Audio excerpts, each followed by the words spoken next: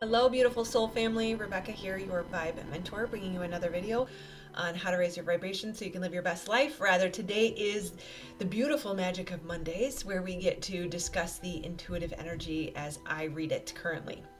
Now, I do recognize that our own intuition is always going to be flavored with our experiences. What I have found, and the reason I do these videos, is that we are all in this together, and that many times a lot of us can be in similar boats, experiencing different exact circumstances, but similar energies and themes. And so while this may or may not apply to you, don't shoot the messenger. If it doesn't resonate with you, that's great. Just go to the next video. You don't have to hate on me for it. But I'm going to keep doing these. And I know that there is some risk in seeming wrong, but there really is no wrong. So I will just preface it by saying this is my read on the energy right now. And I more so, and I do a lot of these videos to let you know that you're not alone. So if you happen to resonate with it or see yourself in it or be experiencing something similar and it helps you, then that's sort of the goal. Very interesting how we lost some color in the video. That's interesting. Yeah. Oh, makes me think of black and white thinking. Um, Moving on from that. So I would say theme number one is definitely purging. Purging. We are in eclipse season.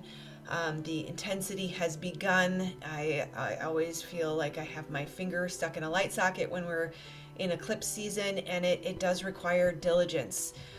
Diligence of energy management, where we have to get our feet on the ground. If you are in a cold place where you can't do that, they do sell grounding sheets.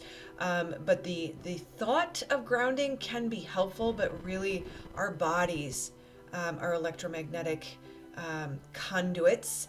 And without the grounding element, we can become fuzzy like a TV.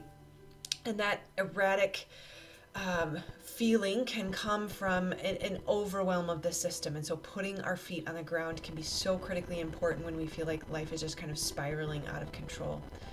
And part of this energy is purging, and I would say that's theme number one. We're back online. More color in us. Purging, absolutely purging and healing. That there is an element of fated events that come with eclipse season, that we are being sort of put back on our path, or things are being set right in a certain area of our life through the eclipse. And sometimes that means we have to let go, and we have to allow, and we have to surrender to what is happening and not resist and fight against it.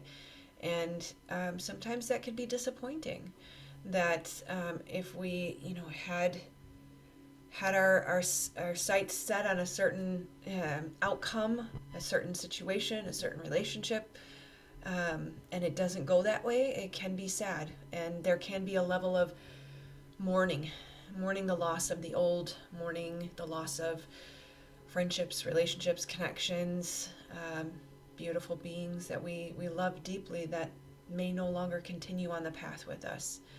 And we can still offer a level of love and acceptance and just unconditional support from afar, and that is okay.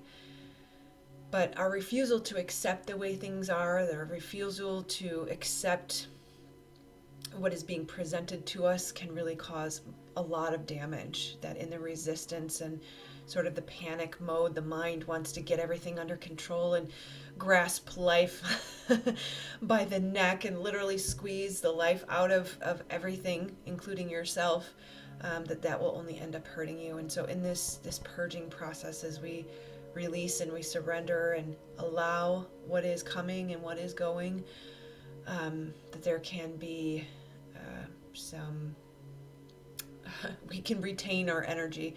We can maintain a balanced, leveled perspective, remain grounded and sound in mind, body, and soul in the process of surrendering and allowing instead of gripping and resisting. And so that leads me to the next theme of moving forward, that there in the release and the purge there's a gap left, there's a hole.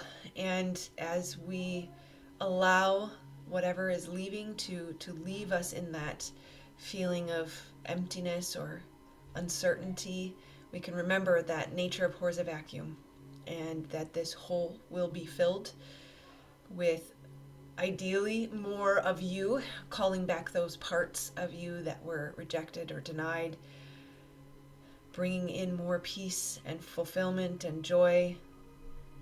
That as we move forward towards our path and what we are being called to, that there is a level of resonance and rightness that will come when we step onto the path that is right for us. And of course, in every moment, we have choice. We have the choice of perspective, and we have the choice of how we move forward.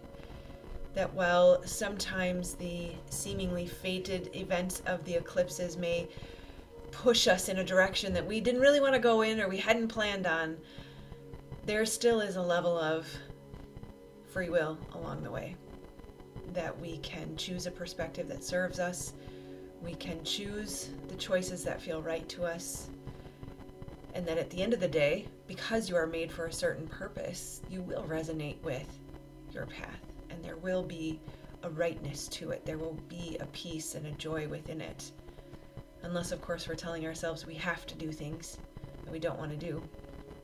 That storyline that we choose does not serve us. And there is so much beauty in moving forward. While it can seem scary, and that leads me to the final theme, the third theme of uncertainty, and the fear that can come in the fear of the unknown, the feeling of sort of instability when we are in a new place. And in the recent weeks, I've talked a little bit about some of the strange feelings of time warp or vertigo or deja vu, and we're stepping into something new, and yet we don't fully see what that is. And things will shift pretty tremendously, likely over the next 4 to 6 weeks. Of course, eclipses stay with us. The effects of them can take up to 6 months to be fully seen, but a vast majority of the shifts and changes will happen up to 6 weeks before and 6 weeks after the eclipse. So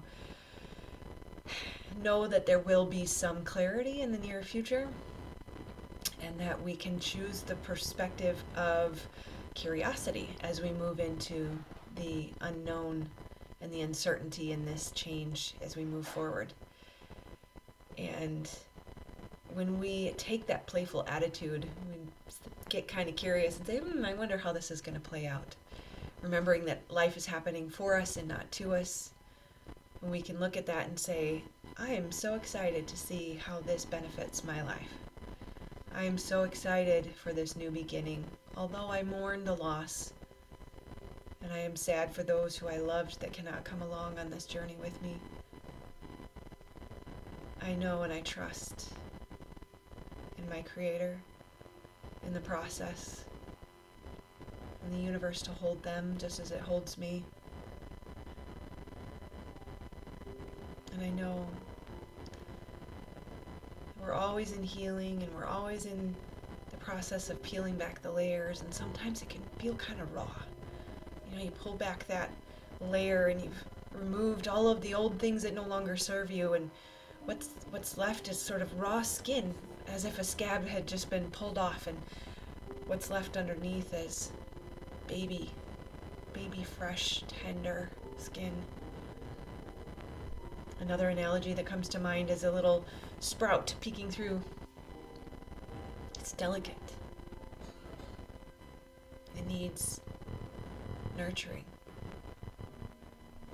And that feels a little bit like what we're in right now. That there's a rawness. And that we can trust that we are held and we are nurtured and we are cared for.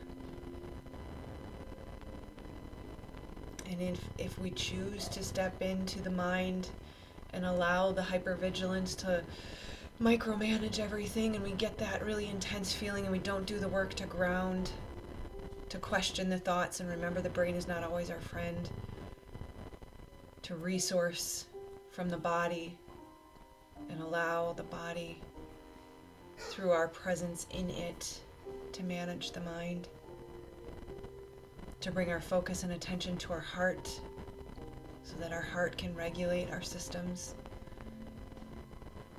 The brain is confused and thinks it has to do everything all itself, and it's tired because it can't. And as we rest in the body, we can trust and know the wisdom of our Creator is in our body. The mind is often the last to know. That's why it freaks out, because it knows something's coming, but it can't control it. But as we step into the body and we just watch, and we give our focus and attention to those emotions, and we can find them in our body, and we can trust that by our sheer presence with that emotion is enough to shift it. Because nothing will ever last forever. No emotion or situation will overcome you. You will not break. You will not die, although sometimes it feels that way. The mind thinks it will. The body is so intelligent and so wise, it knows how to heal you. It knows how to keep you within your window of tolerance. It will keep you safe. So just go into the body, ground, put your feet on the ground, go into the body. And just be present and sit with it and ride it. Ride it like a surfer on a wave, a warrior surfing that wave. And know it will pass. So this eclipse really does bring some positive support, surprisingly. And rarely do we get an eclipse with this much support in it. In fact, there are no negative aspects to this eclipse. Now, a traditional astrologer might argue that the near conjunction to Uranus is considered a harsh aspect, but Uranus is also trine Mars, so there's a lot of support there, which actually, I think, brings it to a more positive aspect. So we have a partial solar eclipse in Taurus at 10 degrees. It starts on the 30th at 1 p.m. starts. It goes into max at 3:41 p.m. and ends at 5:37 p.m. And those are Central Daylight Times. And at the same time, nearly, or within 1 hour, we have Venus conjunct Jupiter, the two beautiful benefics. And the beauty is if you're born at night or you're born in the daytime, it does determine which one is going to work for you. So the fact that they're together, it really doesn't matter. We're all going to benefit. It's huge. It happens within 1 hour of the eclipse. There's so much support here. It is an excellent omen for love, self-confidence, self-worth, for money, for abundance, for expansion, all of the beautiful things that these beautiful planets represent, right? It adds the potential for sensual love and unbridled passion because of the engagement between Mars and Uranus. Venus is also sextile Pluto. Sextile, right? I love the term when the planets have sex. It's good for us. I will link her below because I'm forgetting her name now, but she's another beautiful astrologer that I love to follow.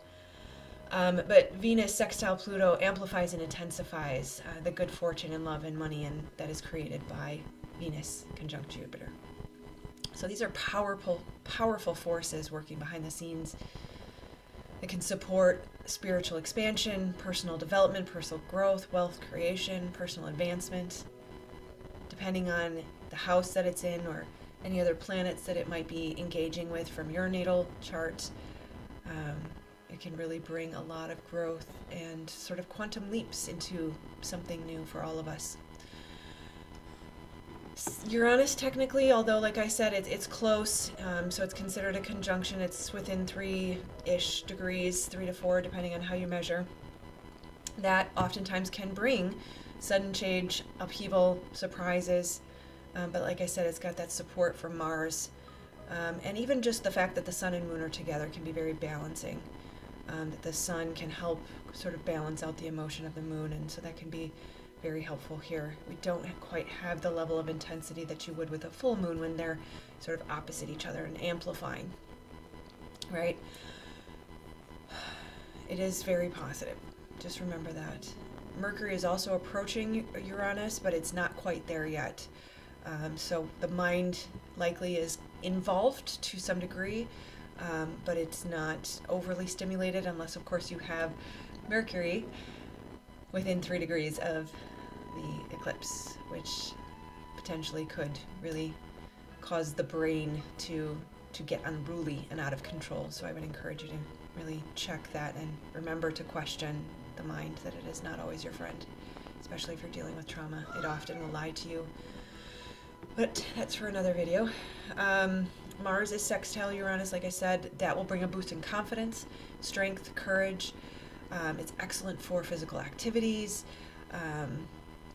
sports, exercise, manual labor, things of that nature. And it can also add a lot of motivation for incentive and assertiveness. So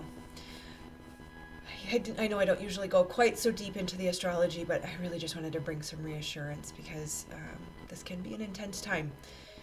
So let me know if this resonates for you. I'd love to hear from you if you find this helpful and if you would like me to continue doing these.